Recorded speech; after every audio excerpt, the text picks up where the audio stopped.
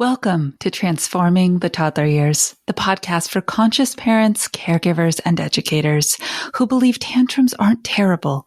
They are powerful opportunities for connection, growth, and learning during the first 5 years. You'll explore how to use intentional language to raise calm, confident, and deeply connected kids, because the way we talk to kids becomes how they see themselves and engage with the world. Hi, I'm your host, Cara Terrell, classroom teacher turned parent educator and teacher trainer. Are you ready to nurture your children's mind, body, and spirit? Welcome, Toddler Tribe. Let's transform the toddler years together. Welcome back, Toddler Tribe, to another episode of Transforming the Toddler Years. Now, you hear me say all the time that my way of approaching connection with kids is the same during the toddler years as it is the tweens and the teens and their 20s and beyond. And so I'm going to kind of loop all that together for you today in a story where I get vulnerable and I publicly apologize to my adult daughter. What I said versus what I should have said. I'm totally fine sharing this with all of you because it matters that you know that even though I've done decades of learning and research and comprehension around the power of our words, and even though I have found great success in kind of redesigning my brain's neural connections to make responsive language my default instead of reactive, I still mess up because I'm a human being. Okay? I just need you to know that. So that means you will too. So let's just put it out there, shall we? Okay, I'm going to start with what I said versus what I should have said, and then we'll spin it all together. I said, tell your crocodile tears to your sister. She leaves the house at 5 a.m. and doesn't get home until 10 p.m. 3 days a week. Sorry. Just saying them out loud again is a gut punch. It stings. It's ugly. Here's what I should have said. That sounds hard. You are capable of more than you think you are. Okay. So what led to this moment? A little bit of a backstory. My girls are 21 and 23. They are both in college. One does college online. The other is doing college away and in person. One foundational truth and statement that we have shared with our girls their entire lives, but particularly when they chose their adult college paths, and they chose to go, it wasn't something that we said they had to do, was everybody's journey is different. Everybody's journey follows their readiness and their ability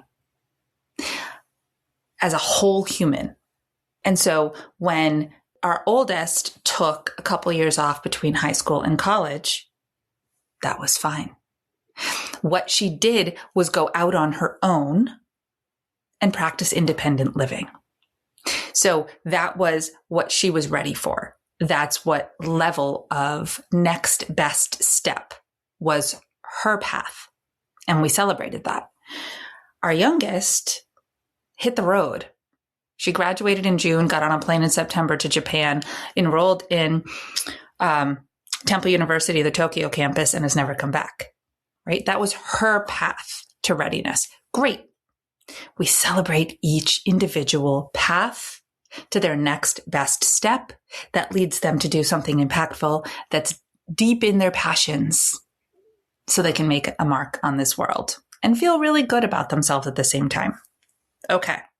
There's the rainbows. There's the sunshine. There's all the good. Now, fast forward, right? A few years to now where Claire is a community college student online, and that has been going really well. And Caroline is in her junior year of her program abroad, and that continues to go well too. Well, her reality, Caroline's reality right now, is that exactly what I said. She gets up at 4 a.m, 3 days a week, because she couldn't find housing in the city near the school. So she lives an hour and a half away from school in the countryside in Kanagawa. So she stacked all her classes into Mondays, Wednesdays, and Fridays. So she gets up at 4 a.m, and she gets on the train at 5 o'clock, and she gets back by train around 9:30 or 10 p.m., 3 days a week. And it is exhausting, as you might imagine. That's her reality. It's not her sister's. And in a conversational moment where Claire and I were looking at her schedule for her next semester, which they're a week apart in when they started their semester. So Caroline's a week in and Claire's about to start. Had one day where there were two things happening at the same time. Well, not actually at the same exact time, but like two things stacked into one calendar day. And she was expressing some anxiety around being able to manage both. And my subconscious brain, my reactive speech said it. You should show your crocodile tears to your sister, because this is how hard she's working, right? Oh my gosh. And even further to my discredit in that moment, I didn't catch it right away. It has taken me 12 full hours, like a sleep cycle, plus my whole day so far. And it just hit me like a ton of bricks. Oh my gosh, I did that.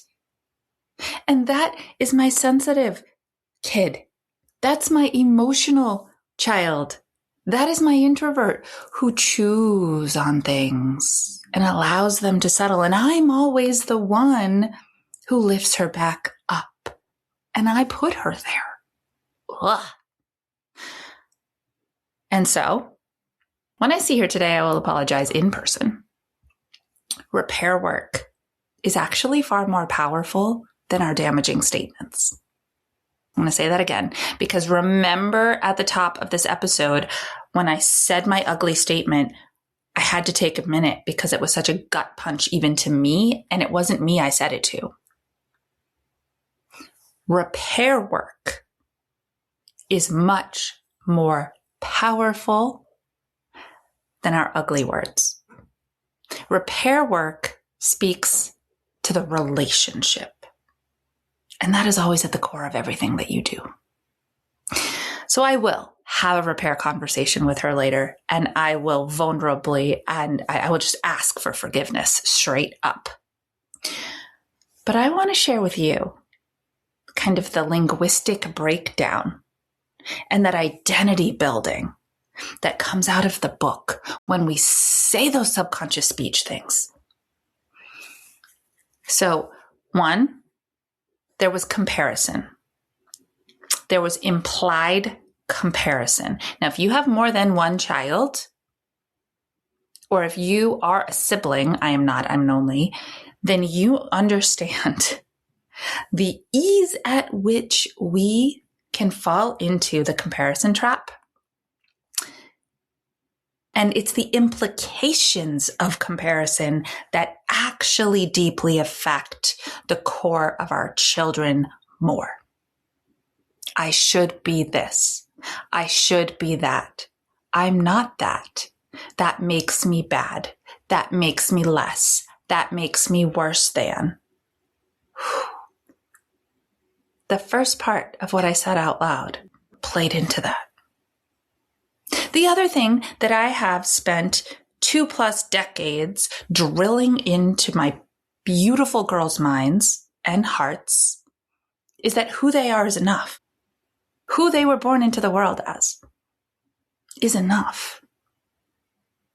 And it's my job and the other people in their world that they invite to follow that, to accept that, to accept each of them for exactly who they are, because that's how they're going to bring their best selves to the world. And I fell into the comparison trap. Now, the other thing that's true about why we do this, even when it's subconsciously triggered, is we're trying to motivate. We're actually trying to inspire them to a new mindset and to take different action. But it really doesn't work at all. It's so counterintuitive. Even though we might be coming from the right place, the meaning that they absorb from us is exactly the opposite. The second thing that I did was I broke trust. I broke trust in our relationship, and we have an extraordinary relationship. She knows she can come to me and talk about anything because I will literally just listen and then reflect, or listen and ask, are you asking for my advice in this moment? Are you just wanting to get this out? I will listen and help reframe, right? That's me. I'm the non-judgmental, this is your current reality, how can I support you through it, parent. And I judged and I broke that trust. So, this is my public apology to my Claire. You are capable of things that you don't even know yet. That's what I should have said. I should have said, I can tell you're feeling anxious about this. I can tell this feels like it's stretching you outside of your comfort zone. You are capable of it. I believe in you, and I'm here to support you as you try new, hard things. That's what I'm going to tell her today. I'm telling you first. So I hope that this raw, vulnerable, open conversation today is really moving something and stirring something inside you to catch your words, listen, and then check in with your subconscious brain and be like, where did that come from? Because I need to retrain it. I need to redirect those words and reframe those words into something that maintains my relationship with my child, builds it even, while inspiring them to believe in themselves and building a strong identity of I can. So much more. There's so much more unpacking of what we should say versus what we do say in my book, Talk to Them Early and Often. And I think you're gathering that, yes, the book is for people who are caregivers for kids between birth and 3. Because quite honestly, why not start now? We have to start now, actually. It's a mandate. It's a requirement. Go read about it. But it lasts forever. It changes the way that you engage and interact with and talk to everybody you care about in your life. So learn these skills. And if it's hard, and it is, and you want to learn the skills, but you don't feel confident that you can do it on your own, please reach out. That is what I'm here for. All right, Toddler Tribe, you know what to do. Stay mindful and proactive until our next episode as we transform the toddler, tween, teen, and 20s.